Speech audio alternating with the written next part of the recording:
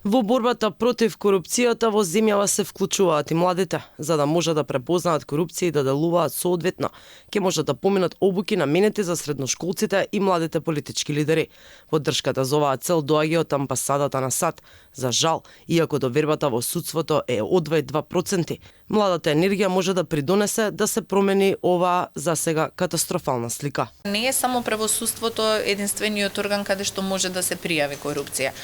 Целта на овој проект токму е да ги разгледаме сите механизми кои што стојат на располагање на младите. Во оваа серија на работилници ќе работиме и на тоа да се зајакнат механизмите на кои што може да се пријави корупцијата и се разбира, отворени сме секогаш за критика и јас сум една од тие кои што гласно говори за тоа дека институционалните капацитети ние исто така мора да работиме на подобрување. Судијата Бетим Јахја очекува овие обуки да помогнат во борбата против корупцијата.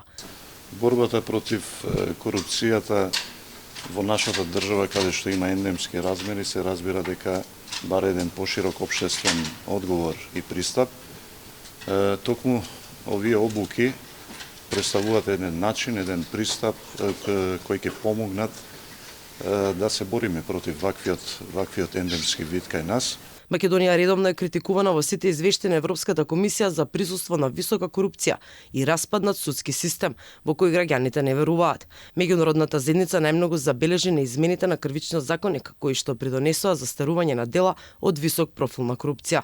Имено, Министерството за правда од неодамна почна со јавни дебати на кои ќе треба да се дефинираат реформите во правосудниот систем.